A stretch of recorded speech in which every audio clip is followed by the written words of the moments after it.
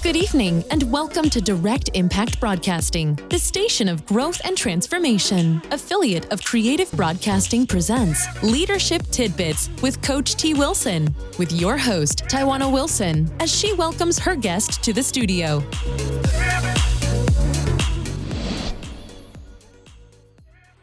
Welcome to Leadership Tidbits with Coach T. Wilson.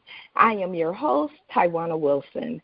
A little bit about myself. I am your award-winning leadership maven, medical laboratory sciences by background, best-selling author, owner and chief leadership coach at Trinity Elite Coaching and Consulting Services, executive director with the John Maxwell team, Maxwell DIS certified consultant, Send Out Cards referral partner, and co-owner of Direct Impact Broadcasting radio station. Before we bring on my special guest, I do want to share a few announcements. It's not too late to leave your legacy imprint in the HBCU edition of Kentucky State University. Please email me at Tywauna, Tywauna, at TrinityEliteLLC.com for more information. You can also get my latest book, The Girlfriend Code Sorority Edition, at www.coachtwilson.com. It is a collaboration of 15 unique voices, perspectives, and codes to transform the way we see ourselves, connect, support, and uplift our girlfriends. You don't have to be in a sorority to understand to get the book. Also, you can catch up on previous episodes of our podcast by going to YouTube, Podbean, or Stitcher and look up Leadership Tidbits with Coach T. Wilson. Special thanks to my media mentors, Ms. Ashley Luttrell and Ms. Kimberly McLemore of Talk Radio and TV Network, LLP. Today's special guest, Ms. Kristin Harper. Kristin Harper is a global vice president at Cardinal Health, a $130 billion Fortune 15 healthcare company. Before transitioning to B2B healthcare, she built a deep general management experience in consumer packaged goods at Procter & Gamble and the Hershey Company. Kristin leads teams to develop strategies, innovation, and equity-building marketing that drive increased sales, profit, and share for iconic brands, including Crest, Oral-B, and Hershey's Kisses, where her team delivered the largest share growth in 7 years. She has two areas of passion. One, growing businesses and brands, and two, developing people to achieve their leadership potential within and outside of Cardinal Health. She is deeply committed to giving back to her community as an active lifetime member of Delta Sigma Theta Sorority Incorporated, minister at her church, and co-founder, board president of Pacesetters Unlimited, Incorporated, which provides mentoring and scholarships to African American youth. Kristin received her bachelor's and MBA degrees from Florida A&M University. She and her husband, also a FAMU graduate, are the proud parents of 3 children. In 2015, they accomplished a bucket list goal by establishing a $25,000 endowed scholarship for FAMU's School of Business and Industry students. Kristin also co-chaired the largest grassroots fundraising campaign in FAMU's history, raising over $130,000 in 9 months to establish the Beta Alpha chapter of Delta Sigma Theta sorority, Fortitude Endowed Scholarship for FAMU female students. She is a speaker and author of Love's Resurrection, a spiritual journey through marriage, divorce, and remarrying the same man, which she authored in 2008, and working on her second book about using emotional intelligence insights to advance your career. Good evening, Miss Kristin. How are you doing? Good evening, Tywauna. I'm great. How are you? I am doing well. I am so excited to talk with you this evening and pick your brain and get all of the tidbits that you have for our listening audience. Yes, I'm so excited for the invitation, and I appreciate it so much, Coach T. Awesome. Well, I know you have a lot to share, so we'll jump right in. Okay. So, Kristin, can you tell the listeners about your leadership journey and how did you get to where you are today? Yeah, that's a great question. And I would say that my leadership journey really started as a child. My mother was my first role model, and she is a social worker by training. And she started selling something called Princess House Crystal. And she helped me, she leveraged me, I would say. She hired me to do things like writing out invitations and helping her to set up the crystal parties and going into people's homes who I'd never met before and interacting with them and communicating them and ultimately helping them to buy crystal for their homes. So she was really my first role model, and what I loved about her and my dad is that they exposed me to so much as a child, whether it was, playing in piano recitals or being in youth groups, volunteer work, and all of that really built my confidence, where I served in things like student council and became the president for most of my high school tenure on into college, where I was the president of our Student Government Association. And all of that really prepared me for corporate America and for continued leadership at the job and in my community. Why do I share this? Because many of you may be parents, and I think it's really important to expose our children until the spark is lit. Like, I grew in my communication skills and my leadership skills, and I really learned that I love business. I love marketing. I love uncovering insights and creating things that really put a smile on people's faces. As a child, my parents really allowed me to do a lot of things. So I had a piano teacher who, she called me over. My childhood name was Chrissy.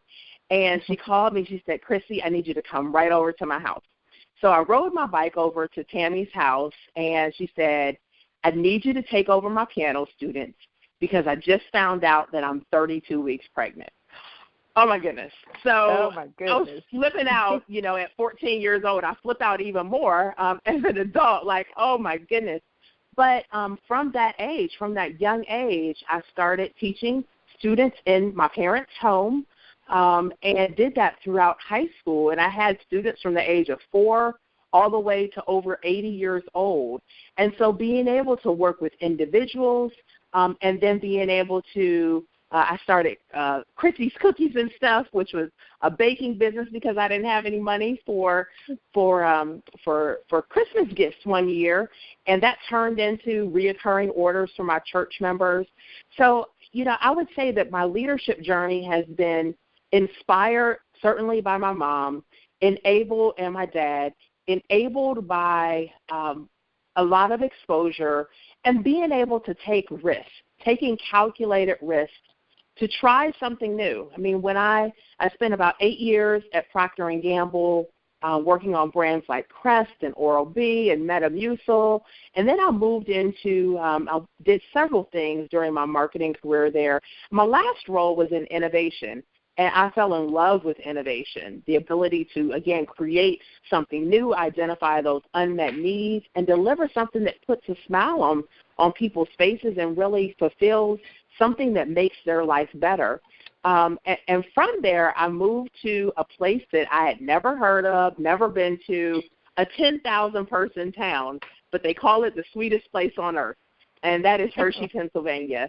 And I spent 5 great years at Hershey, but, my husband and I, we took that risk to try something new, and it paid off. I had an amazing time at Hershey, leaving as the director of one of the world's most iconic brands, Hershey's Kisses, and then transitioned back to my hometown of Columbus when we decided we wanted to be closer to family because that was really important to us at the time. And it's just been a blessing to now be in healthcare and to work at a fantastic company and to help so many of our customers help their patients have a better experience. So that's a little bit of my leadership journey. Wow, that's awesome. I love that. That early exposure, you're right, is definitely key for our kids to be able to know that they really can do anything and be exposed to a lot of different things. Was it difficult to take that calculated risk? Was it difficult? Mm-hmm. Sometimes, but I'll tell you one thing I learned in business school was something called the weighted average scoring model. And it sounds really fancy, but at the end of the day, when there are complex decisions and there's no right or wrong answer, in fact, that's something I learned during a week I was blessed to spend a week at Harvard at a high potential leader conference. And one of the professors said, there are no right or wrong answers. There's only trade-offs. And so in this weighted average scoring model, when I'm faced with a complex decision where there's no clear answer, I lay out all of the priorities. I give them a weight from 0 to 100, and it has to add up to 100 between all of those factors. And then I give each of those factors a score. So, for example, moving to Hershey's, iconic brand, that was really important to me. Location was important, but not as great of importance as other things. So you just multiply the weight times the score, and then you compare your options and see where it lands. And that objective approach has helped me to be able to make decisions when there wasn't a clear answer. But I'm definitely a proponent of taking a risk. But in order to take risk, you have to be willing to fail. But there's no such thing as failure if you learn from it. When we don't learn from it, when we suffer in silence, when we suffer in regret, when we're tormented inside, then risk-taking and failure can be final, deadly, unfortunate, etc. But as long as we learn, then no experience is wasted. Absolutely, absolutely. I'm happy you talked about failure and talked about risk, and I'm sure you encounter it a lot with some of your young people that you work with. Sometimes they're afraid to take risk, and because they're afraid to fail. And so with success comes a lot of opportunities for growth, right? And it's very important for our next generation of leaders to not only hear about our successes and our accomplishments, all of those fantastic things that we do very well, but also, the growing pains and those failures we've experienced along the way. So can you share with the listeners a few of your growth opportunities and the lessons that you learned? Absolutely. There are many, but I won't bore you with all of them. The first one that I will share is something that my executive coach helped me to understand.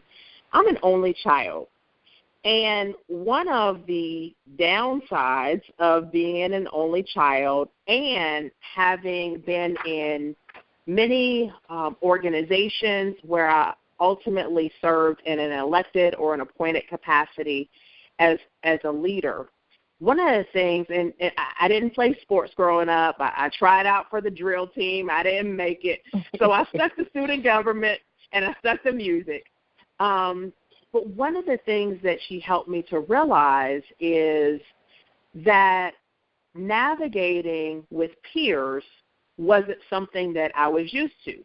I didn't have a brother or a sister to, work with and try to, smooth talk mom and dad with, or I didn't play on sports teams and really where the goal was, a single goal that everyone shared and everyone was working together to accomplish, and you had to navigate and overcome various obstacles together.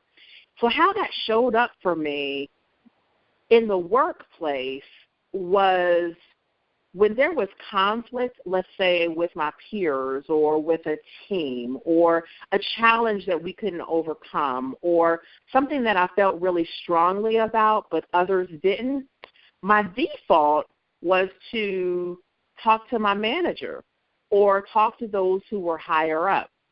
Now, how that showed up for my peers and how they experienced it was I'll just equate it to tattletelling or not being collaborative. And so that was a blind spot for me, and it wasn't intentional. But when she helped me to uncover that insight, I had a greater appreciation and understanding of how I might be showing up and what some of those unintended consequences may have been.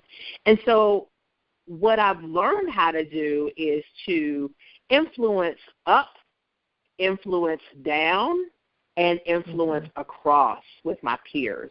And that's really important because the higher you go in an organization, the less coaching you get, the less direction you get, the less instructions you get. And often it is through a combination of self-reflection and getting that direct and indirect feedback from peers that really helps you to continue to grow and develop. So that's one opportunity for growth that I realized a few years ago and have since course corrected. Another one I would say, I'm active in the community and always have been. And there was a time when I ran for a leadership role in an elected office in an organization, had plenty of qualifications, that wasn't a question, really engaged the constituency to persuade them to vote for me. And the person that I ran with was also very qualified, but they had a hometown connection. And during our speech, I gave a very logical, well-thought-through vision, strategy, well put together, did excellent, I would say, based on the feedback, marketing with the campaign, et cetera. My opponent did a speech that was very energetic. It engaged the audience, and by the end of the speech, there were people up cheering. And so I ultimately lost that election by 8 votes. I was crushed because I had given so much to that organization. I was disappointed. I felt betrayed a little bit, like, oh my goodness, I've given so much, and it wasn't repaid. Not that I had contributed or served with the expectation of anything, but what hurt me the most is that the hometown connection was a persuading factor of many people who voted for my opponent. And that was a really tough learning lesson for me. And so what I learned from that situation is, number one, to give with no expectation. And I don't think that I was giving and serving with an expectation consciously, but I made that declaration in my mind that what I contribute, what I give to the world, to people, is from my heart, and there's not going to be any regrets with what I give. Don't give more than I'm willing to lose. And then the other thing I learned that really, helped to spark this journey I'm on around emotional intelligence is that engaging people's heads and in their mind is a really good thing. You need to be logical. You need to be rational. You need to be strategic. But engaging people in their hearts is even better. And a lot of times people make decisions based on emotions. They make decisions based on how they feel. They make decisions about advancement within the office setting or within the corporation based on people's personal brand and their image and, their qualifications. That's kind of a starting point. But it's those other factors of how we engage people in their heart that really make the difference between someone voting for you or not, someone choosing you for a role or not, et cetera. So those are a couple lessons I learned. I'll just say one more around growing leaders. So there's this thing called the PI model, performance, image, and exposure. And early on in our career, early on in any assignment, performance is absolutely critical. It's always critical. It's the baseline. once you've established that you're a great performer, what then matters, especially to advance, is your image and your exposure. When people say your name, what do they think about you? How do they feel? How do you make people feel? Who have you been exposed to? Are you on those special assignments? Are you taking those projects that others may not want to? Are you in the employee resource groups? Are you volunteering, et cetera? Do people have kind of good things to say about not only the what, but also the how? As we continue to grow, the image and exposure becomes more important, and as we evolve from being individual contributors to being leaders and managers of people, the metric is certainly delivering whatever the performance objectives of your organization and your team are, but beyond that, it's about growing leaders. So I'll tell you a quick story. I am a proud graduate of Florida A&M University in Tallahassee, Florida, one of the largest historically black colleges in the country. But last fall, my husband and I went down to our homecoming. And, homecomings are a very festive time. People were having a good time. It's like a huge festival, a huge reunion. And there was a guy who was selling conch. Now, my husband is from South Florida, so he loves conch. So much so that in the course of 3 days, we stood in the conch man's line twice. And we would have gone a third time. If the wait wasn't 45 minutes each. Oh, now, my goodness. 45 minutes. Can you believe that? Why would the wait have been so long? Because the conch man did not duplicate himself. He did not develop others. I stood in line so long that I calculated. His profit margin. I calculated it looks like maybe a daughter or a niece. What she did, she collected the money. But the conch man cut up the conch. He cut up the vegetables, diced every single vegetable. He added the lemons. He added the limes. He added the spices. He mixed everything together.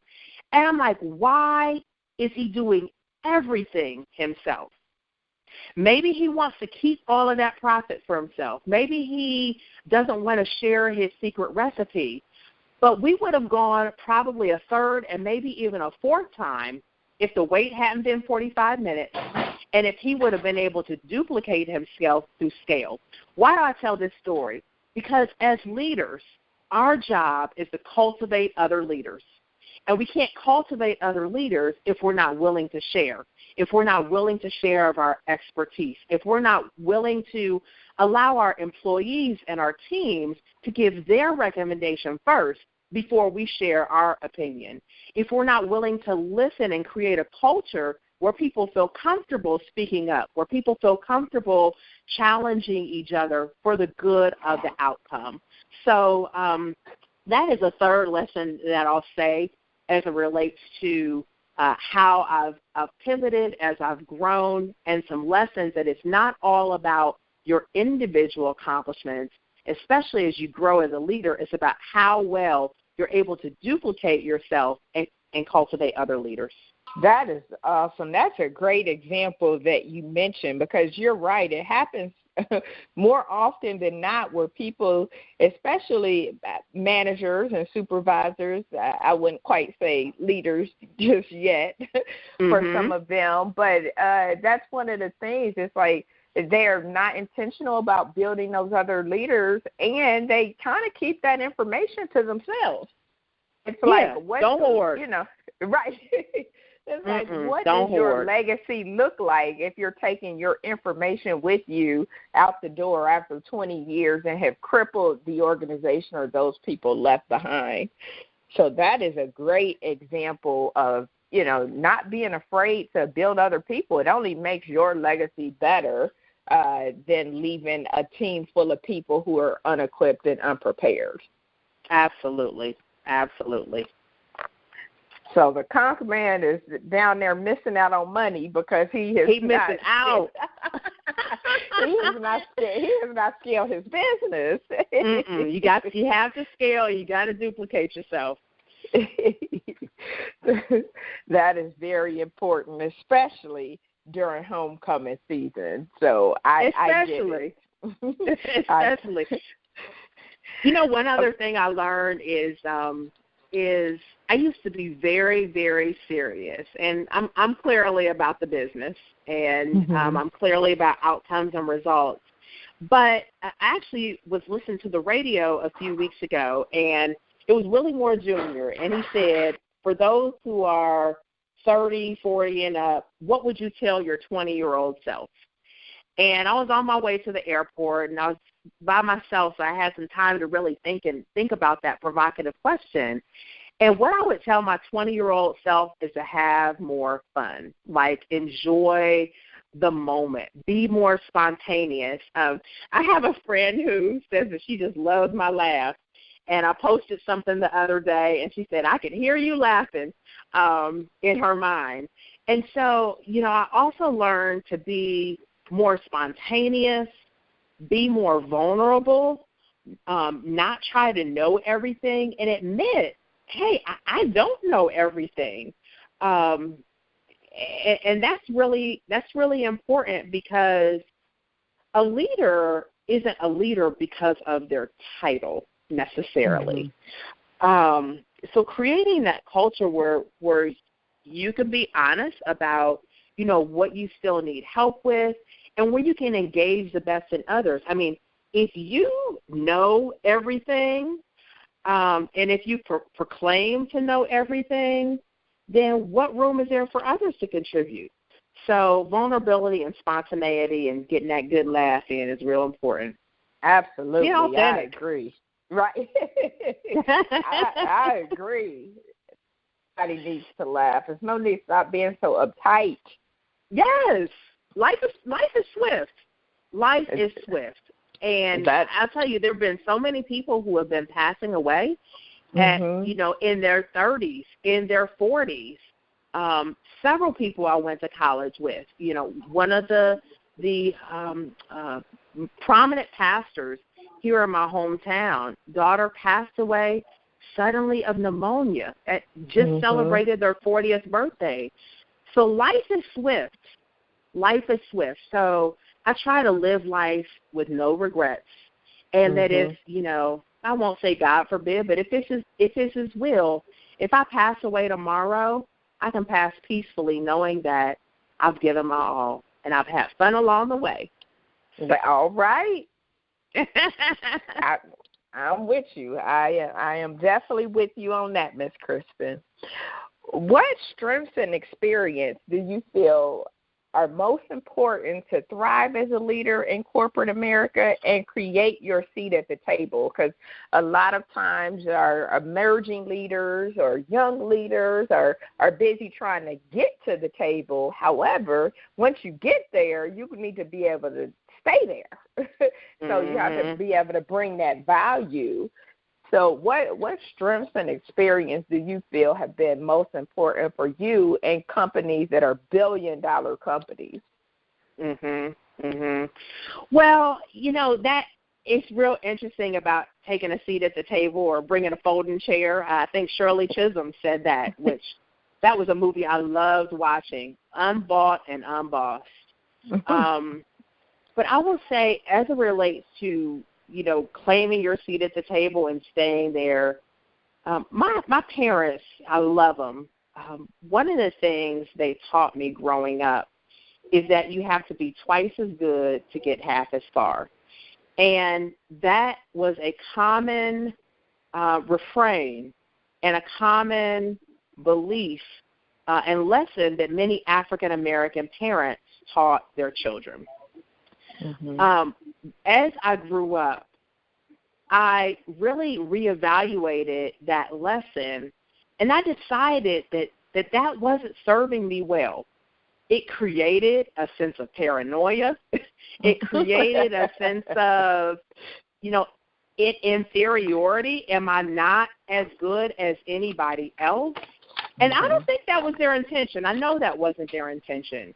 But I decided that I wasn't going to be bound by that philosophy anymore. In my early 20s, I went to a 3-day workshop called Landmark Forum. And during this forum, I had so many insights, the most provocative of which is, as a result, my husband and I, who had separated and divorced, we had a conversation where we were able to put some of the past behind us, and that restarted us. That started us again to dating, and we eventually got remarried. So that was a huge outcome of it. But another outcome of that weekend was that I realized that I'm more human than I am black. I'm more human than I am woman. I'm more human than any other label or identity that I associated myself with or that others may have associated myself with. So why do I tell this story as it relates to the strengths that you need to thrive as a leader and taking a seat at the table? If I hadn't had that mindset shift around being more human, there's no way I would have considered, let alone had a successful career in a 10,000-person town of Hershey, Pennsylvania, where the population was 3% African American, and I think my family of 5 probably added 2% to get to that 3, okay?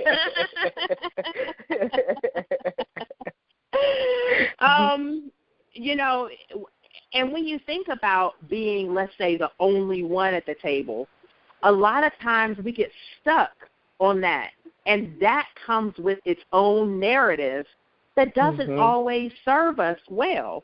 You know, I went to FAMU, and it's a historically black college, and well over 10,000 students were there during my 6 years in college getting an undergrad and a graduate degree. And what I learned is that even at an HBCU, you know, African Americans, we're not a monolithic people. We are very diverse. All women aren't alike. All men aren't alike. Each of us is fearfully and wonderfully made. So I got rid of that paranoia and that mindset that put me in an inferior position at the start. So how do you get a seat at the table? It's delivering against the performance metrics. It is building relationships, because if you don't build relationships and you're on an island, when things get tough, when you need feedback, when you need favors, when you need people to accelerate tasks that are dragging that your team needs in order to accomplish their goal, if you don't have those relationships, you're going to be up a creek. Helping other people get what they want.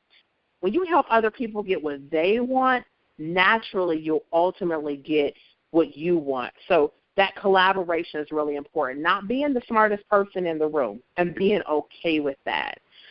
Politics, you play or you get played. Politics happens, okay? And the thing about politics, it's not unique to the office setting. It's not unique to corporate America. It is how humans navigate. It's power. It is influence. And so it's going to happen. Organizational politics will happen, but you either play or get played. Now, you don't have to sacrifice your integrity in order to navigate politics. And you don't have to play a game in order to successfully navigate, but you do need to understand what are the objectives, what are the motivating factors, what are the fears that people might have, what are the primary goals, and how can you help advance the agenda. Humility. Humility is really important. I have a manager who told me feedback is a gift. And very early on in my career, I didn't accept feedback too well. I don't know if I had this perfection mentality or what, but it was tough to accept feedback. But feedback truly is a gift, because people don't have to provide you feedback. Without the feedback, though, we'll have blind spots, just like the blind spot I talked about earlier. with being an only child and not knowing how to work with peers in order to navigate things and negotiating to get the outcomes that we want. So, feedback really is a gift, and accepting the feedback and not being defensive around the feedback will help you to be able to get more feedback. Now, don't be paranoid asking for feedback every month. That's just too much. But have that self-awareness. That's really important, because a lot of times we know when something was a little off kilter, and having the humility to apologize when we need to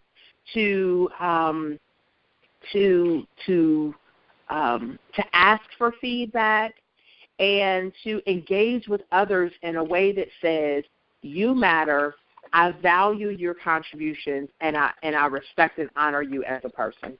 You just get that right there, what you just gave us. I feel like I need to you should be sending me an invoice. I feel like I need to send you a payment in the mail. I'll tell you my PayPal address, don't worry. For all those nuggets you just gave. I mean, that is, wow. So quite amazing, because you're right. Sometimes our parents, and they have good intentions, but some of these mantras that they tell us, we have it in our mind, and we replay that in our mind. And you're right, it will have you in one of those environments where you're paranoid, or I'm just thinking about the many things that our parents say. Then it's like, wait a minute, that's not quite what I should be doing, because it's hindering my mindset if I think like that. But that's good. You're right. I mean, it will create some paranoia, and Yeah, and they don't mean it. They did the best they could. They made the best decision they could at the time with the information they had. And so I still honor and respect them. I've just grown to understand that doesn't work for me. And you can still honor and respect, but pivot. I'll tell you another thing I realized during that landmark forum. I realized at the age of 25, I had never had a non-African-American friend, like a true friend. I went to I grew up in Columbus and went to Columbus City schools. I intentionally chose to go to a historically black college for undergrad and graduate school. And so it was a culture shock coming to corporate America, where I was truly a minority. And I realized that an all-black world, does not exist. And so I had to learn how to trust and build relationships and become more vulnerable to people who I may not have had as much experience building relationships with. But that insight of being more human than I am any other identity, that was life-changing for me. That was life-changing. And that was, I would say, one of the moments that truly accelerated my career, because I didn't identify, and let's be clear, I'm very proud of my heritage. I'm very proud, of all that my ancestors have done and the legacy and the shoulders on which I stand. So it's not about denying any part of my identity. It's about prioritizing the humanity in each of us. And it's our humanity that really binds us together, and that helps me be able to navigate as the only one, quote unquote, in a room, which I've been for, unfortunately, many years. But it is changing. There are more women who are coming into positions of leadership and influence. There are more diverse employees, the same in politics and every facet of our society. But I never got stuck on, well, I shouldn't say never, but once I had this mindset shift, I stopped being stuck on being the only one. And that really doesn't even come into my mind anymore. That's awesome. That's awesome. So listening audience, think about that. Think about that as you're at the table. Think about, if there is a mindset shift that you need to do, some of those things that you grew up hearing that may be a hindrance on you, just give that a consideration. When you said that, it made me think of parents always saying money don't grow on trees. And that, that's one of those things where, when you hear that, what does that make you think? Well, you need to be kind of, you need to think about your money. You need to hold it close. You need to, work hard for it. And, and so, again, when you have that kind of, mindset and think about it like that, when it comes to investing where there's risk and you need to take those calculated risks, then it goes against what you kind of, that record you have replayed in your mind. So that was an awesome example that you used, Kristin. I appreciate that. I have wrote that down, and thank you, Coach T. I will use that. I will give you credit the first time or so. But I did write that down in my toolbox. I love it. So earlier you talked about having an executive coach. So what part have having mentors, coaches, or informal sponsors played on the progression of your career? Huge. And I've had mentors inside and outside of the organization. In fact, I think that's a really healthy thing to do, because sometimes you need people who are familiar with the situation, with the people, with the players, with the dynamics, with the culture. And then sometimes you need folks who are removed from it, who can give you an objective assessment. I'll tell you the other mentor who is my rock, and that is my husband. I've done 360s throughout my career every so often, just to get feedback from a wide variety of people in various facets of my life. And what's so interesting is that sometimes the opportunities that are identified in the workplace are some of the same complaints that my husband talks about at home. So it is good to have a wide variety of folks who can provide insight on your strengths. It's also your opportunities, and also, what your natural gifts and talents are. It's also a very affirming process with a 360, but it's also vulnerable because we see what our opportunities are. That's what I love about having mentors, especially who may not be inside of our organization, is that they are Team Kristin, they're Team Tywauna, and they are there strictly with your benefit in mind. So I love that. Sponsors definitely play a great role in helping to speak up for you when you're not in the room. That's often where the decisions happen, not at the interview table, and not at the table where they're identifying who's going to be slated for roles and he's going to be on that interview roster. I'll also tell you another area that is great when it comes to learning from others, and that's through observation. I mentioned earlier that the higher you go, the less coaching, feedback, how-tos, direction you get. You become a lot more autonomous. And sometimes I've learned so much by observing others, observing what's effective about them, observing what is not effective, what is the type of leader and person that I want to be, and what's the type of person that I do not want to be. So that's really important. I mean, I had a manager once who worked so hard that she nearly worked herself into a heart attack.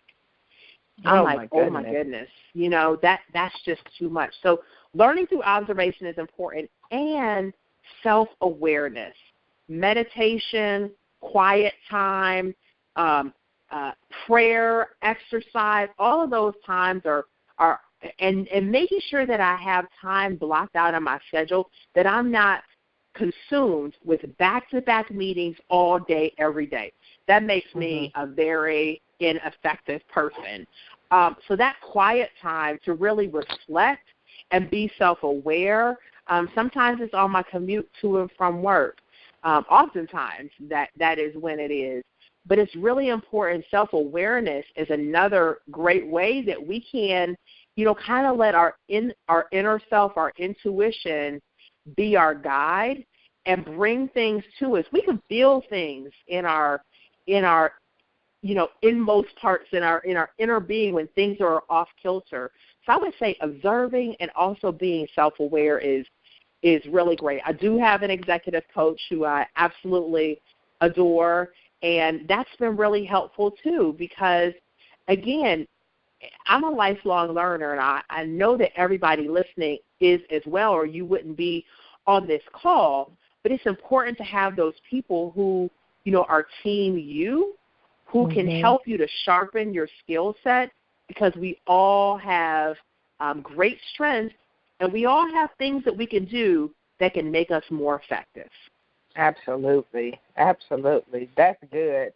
I'm happy that you mentioned that of, being able to have mentors inside and outside of the workplace, and really, being able to speak to different areas that you are. You need those professional mentors. You need those personal mentors. I say that all the time because, again, we should always be learning, and you don't know what you don't know.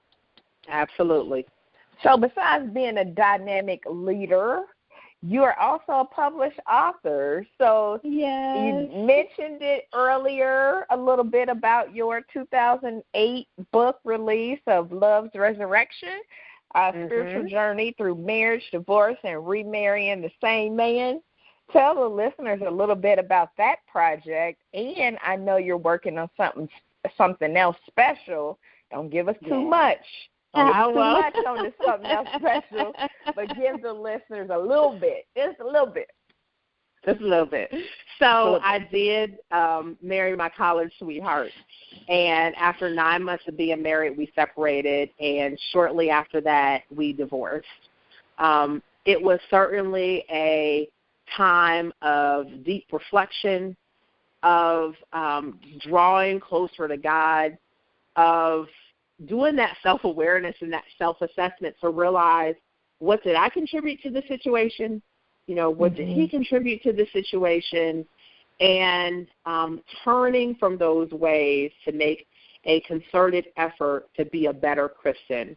It was one of the best things, honestly, that happened to both of us.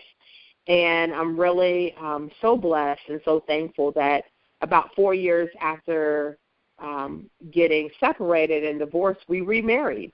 And it started after that landmark forum where I had a conversation and I said, it's not about you being right and me being wrong or vice versa. How you feel is valid. And that conversation opened up to courting again and eventually getting married. And now we have 3 beautiful children. So that has the fruit is there, so everything is good.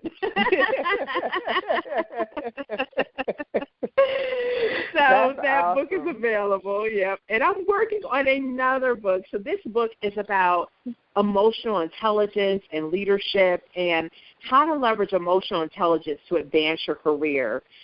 You could probably tell that I'm passionate about, not only helping businesses to grow, but helping people to develop and grow as well. So I am putting the finishing touches on my book, which has been picked up by an agent and a major publishing company. So it will be released, God willing, in 2020. So I'm excited about that.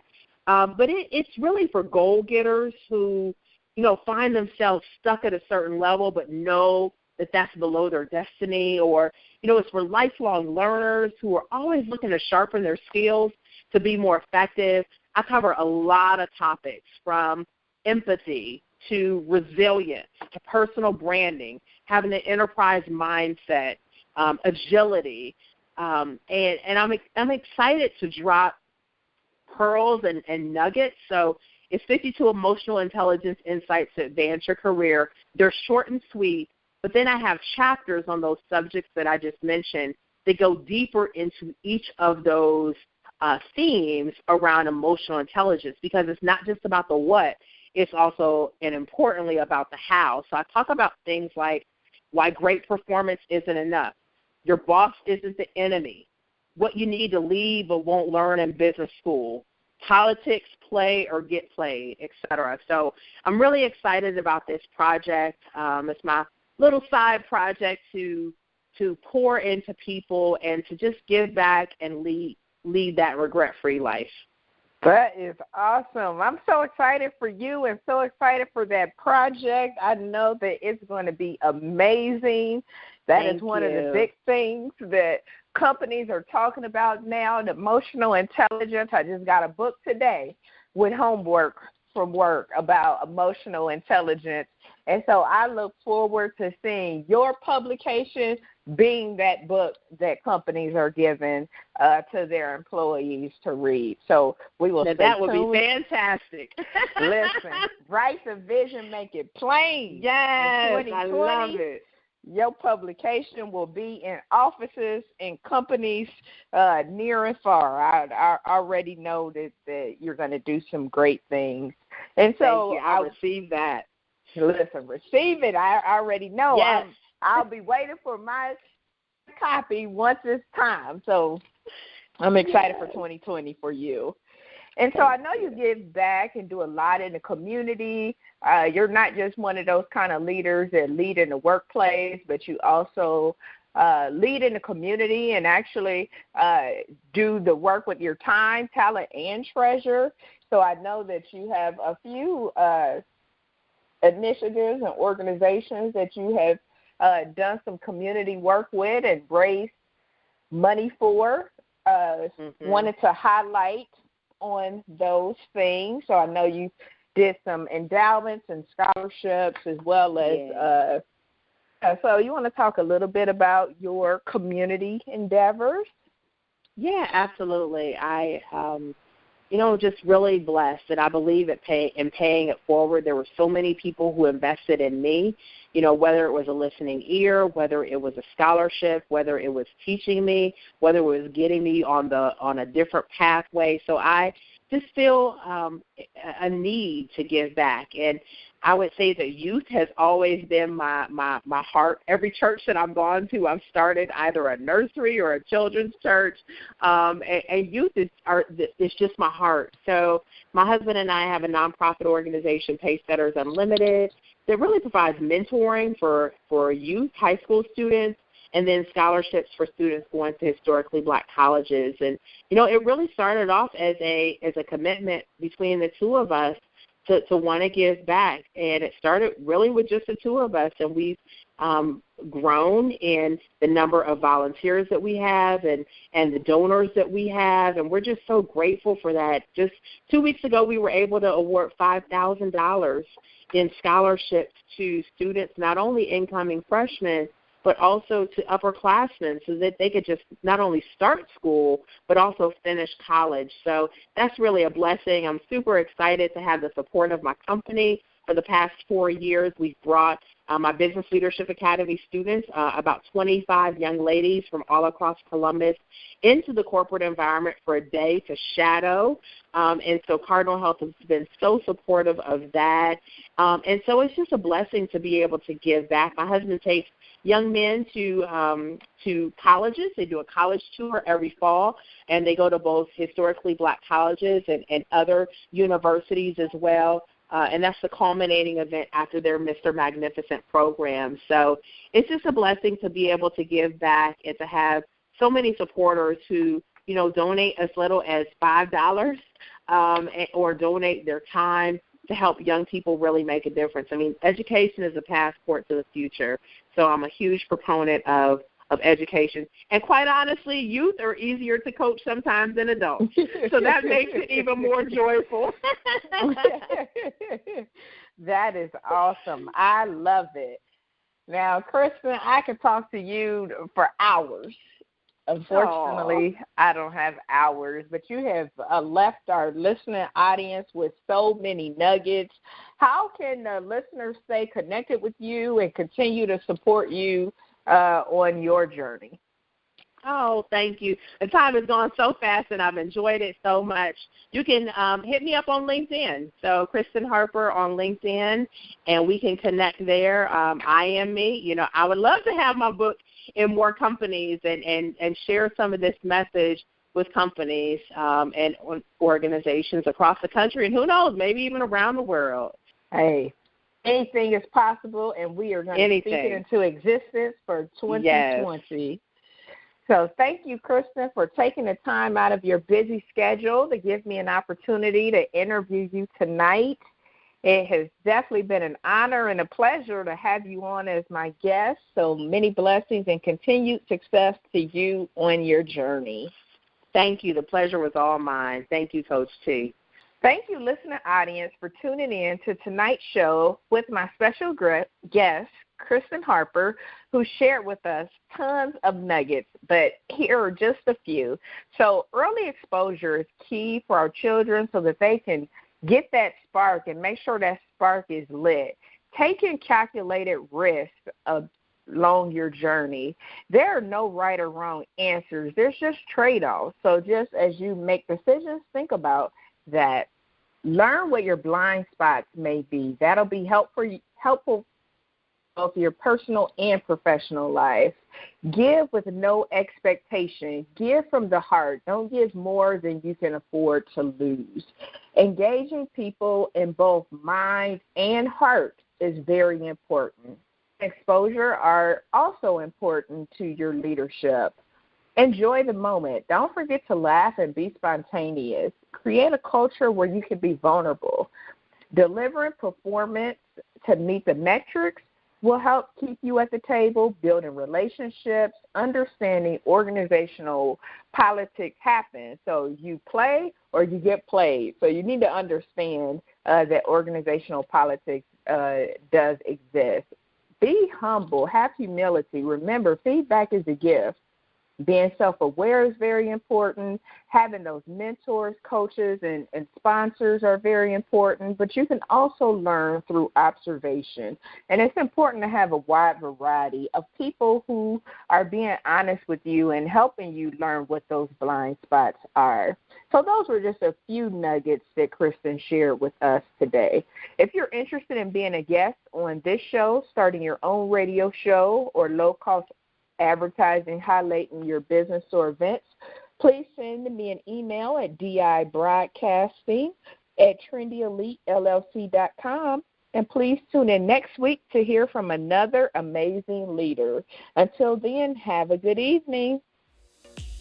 Thank you, friends, for tuning in to another episode of Leadership Tidbits with Coach T. Wilson, where Tywauna speaks with leaders who share nuggets of wisdom that you can use in your personal and professional life. Follow her on Facebook, Instagram, and Twitter at Coach T. Wilson. Connect on LinkedIn or visit www.coachtwilson.com. And remember, in life, learn as much as you can, appreciate often, and lead fearlessly.